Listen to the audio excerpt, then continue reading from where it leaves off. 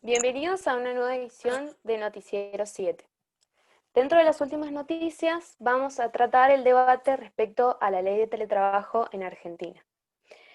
Debido a la aparición del COVID-19, virus que desató la pandemia en diciembre de 2019 en China, llegando a marzo de 2020 a Argentina, la vida en sociedad ha sufrido muchos cambios. El que hoy trataremos aquí es la implementación del teletrabajo, el cual se ha acelerado debido al aislamiento social preventivo y obligatorio. Si bien esta modalidad de trabajo ya se utiliza hace más de una década en el país, la masificación de esta actividad ha dejado expuestos ciertos interrogantes y algunos vacíos legales que el Congreso intentó saldar. La ley de teletrabajo, una ley controvertida tanto por su contenido como en la forma en la que fue tratada, trae la necesidad de analizar con detenimiento cuáles son sus pros y sus contras y especialmente si alienta el teletrabajo post pandemia o por el contrario lo limita. A continuación, nuestra especialista Lourdes Leiva nos va a contar sobre cómo surgió este fenómeno del teletrabajo. Hola Valentina, buenas tardes. Bueno, les cuento que el teletrabajo y el comienzo de su discusión comenzó con Jack Niels tratando de dar solución a la escasez de combustible producida en la crisis de principios de los 70. Este tipo de figura no debe confundirse con el home office, que es el trabajo exclusivo en el domicilio del trabajador, y la diferencia radica en que el teletrabajo puede llevarse a cabo desde el hogar, pero también desde otro establecimiento convenido por las partes o elegido por el trabajador, como puede ser, por ejemplo, bar.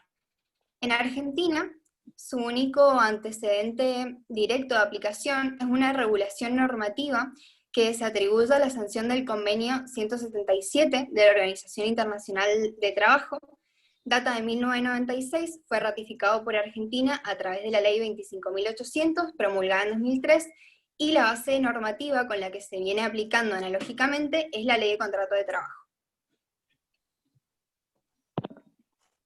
Perfecto, muchas gracias Lourdes. Ahora vamos a pasar con Sofía Bunino, que nos va a contar respecto a algunos conceptos introductorios para poder comprender bien qué es el teletrabajo. Buenas tardes. Para adentrarnos en este fenómeno del teletrabajo, debemos saber primero qué es, de qué se trata. El concepto nos los da el régimen legal del contrato de teletrabajo, que en su artículo 102 bis expresa que habrá contrato de teletrabajo cuando la realización de actos, la ejecución de obras o prestación de servicios, en los términos del artículo 21 y 22 de esta ley, sea efectuada total o parcialmente en el domicilio de la persona que trabaja o en los lugares distintos al establecimiento o los establecimientos del empleador, mediante la utilización de tecnologías de la información y de la comunicación. Ahora quería mencionarles algunas características del teletrabajo. Tenemos nueva cultura organizacional. Contrato individual voluntario. Esto es porque se puede armar un contrato que sea consensuado por ambas partes. Trabajo por objetivo. Acá el trabajo no va a ser controlado por el reloj, sino que se va a tener en cuenta la disponibilidad y el objetivo cumplido en busca de una mayor productividad. Horarios flexibles, esto es siempre respetando la jornada laboral. El lugar de trabajo puede estar determinado o no, y la conectividad, como más importante porque el lugar donde se desarrolle la jornada laboral debe tener buena.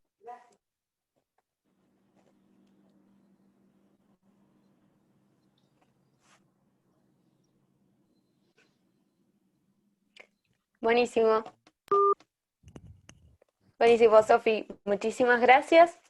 Ahora vamos a pasar con Paloma López, que nos va a contar respecto a qué trata en concreto la ley, para informarnos un poco sobre este tema. Bueno, gracias Valentina, un saludo para todo el estudio. Yo brevemente les voy a comentar de qué trata la ley del teletrabajo, la ley 27.555. En primer lugar, esta ley tiene por objeto establecer los presupuestos legales mínimos en aquellos espacios en los que esté permitido esta modalidad de teletrabajo, y lo específico será tratado en las negociaciones colectivas. También en varios artículos refiere a los derechos y obligaciones de los trabajadores y del empleador, y entre ellos el artículo 4 impide el empleado fuera de la jornada laboral. También el artículo 5 consagra el derecho a la desconexión, y el artículo 6 establece que la jornada laboral debe ser compatible con las tareas de cuidado de menores de 13 años, personas con alguna discapacidad o algunas otras personas que requieran atención específica. Uno de los aspectos más importantes, y me gustaría que el público se quede con esto, es que el artículo 7 nos dice que el traslado a esta modalidad de teletrabajo debe ser voluntaria y debe presentarse por escrito. Al ser voluntaria puede revocarse en cualquier momento. Además, el empleador, podemos decir que por esta ley está obligado a proporcionarnos las herramientas de trabajo para el desempeño de nuestras tareas, y la persona que se desempeña en esta modalidad de teletrabajo es responsable del correcto uso y deberá procurar que no sea utilizado por personas ajenas a esta relación de trabajo. El empleador también tiene la obligación de capacitar a sus empleados, y en cuanto a los derechos colectivos, los trabajadores que trabajan en modalidad de teletrabajo gozarán de todos los derechos colectivos, es decir, que tienen derecho a ser elegidos y a elegir sindicalmente. Por último, otro de los aspectos que me parece fundamental es la participación sindical en los sistemas de control, a fin de salvaguardar la intimidad de la persona y la privacidad de su domicilio. Bueno, Valentina, espero que sigan bien su transmisión, nos vemos pronto. Muchas gracias, Pablo, gracias por el análisis de la ley tan importante. Ahora vamos a pasar con Lucila Villa y Vicky Lombardo, que nos van a contar más o menos cómo es el rol del empleado y el empleador dentro de esta relación de teletrabajo. Buenas tardes. Cuando hablamos de las personas que trabajan bajo la modalidad de teletrabajo, decimos que tienen los mismos derechos y obligaciones que aquellas personas que trabajan bajo la modalidad presencial, y vamos a nombrar algunos derechos esenciales que tienen los trabajadores, como por ejemplo que la remuneración que perciben tiene que ser igual a la que recibían de manera presencial, tienen la libertad de poder elegir sobre qué forma trabajar, ya tanto si están en teletrabajo, volver a la forma presencial cuando ellos lo deseen, y en cuanto a las herramientas de trabajo, podemos decir que el empleado no debe responder por el desgaste normal que pueden producir por el mismo uso, y en caso de que haya roturas en los dispositivos y le impidan desempeñar sus tareas habituales y deba tener que usar sus propias herramientas, es el empleador el que debe compensarlo por estos gastos.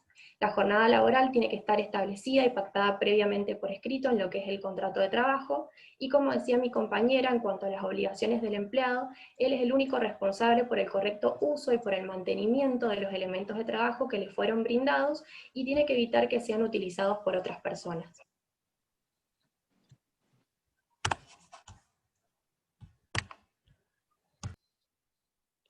Bueno, el rol del empleador. Dentro de las obligaciones del empleador, vemos que el empleador debe proporcionar las herramientas de trabajo, todo el equipamiento necesario, asumir costos de instalación, reparación y mantenimiento de las mismas. Además, el empleador debe garantizar capacitación, es decir, brindar cursos y herramientas de apoyo, tanto en forma virtual como presencial. Y por último, el empleador debe garantizar la protección de los datos utilizados y procesados en el teletrabajo, es decir, proteger la información de la persona trabajadora. Y en lo que respecta sobre la higiene y la seguridad laboral, bueno, el Ministerio de Trabajo y Seguridad Social de la Nación dictarán normas sobre higiene y seguridad social en el trabajo para proteger a quienes trabajan bajo la modalidad del teletrabajo.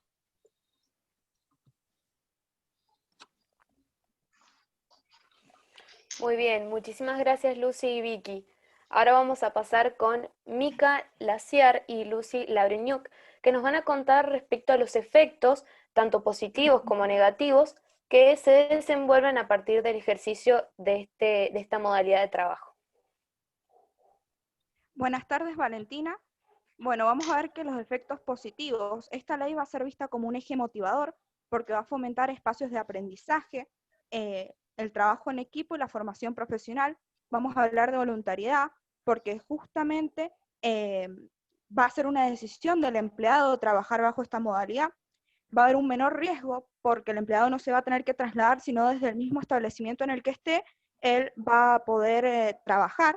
Y a su vez va a haber menos contaminación porque justamente no va a tener que utilizar ni el auto ni el micro para ir, entonces va a haber menos emisiones de carbono y va a haber menos tráfico. Como así también va a haber menos consumo de papel, lo que va a llevar a que haya menos contaminación.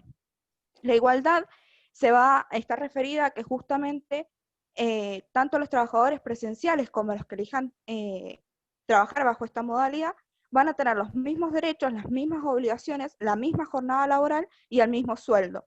Esto va a llevar a que se optimice el tiempo de trabajo, porque también van a tener mayor comodidad, porque van a poder estar trabajando en sus casas, pero teniendo tiempo con su familia y haciendo cosas del hogar.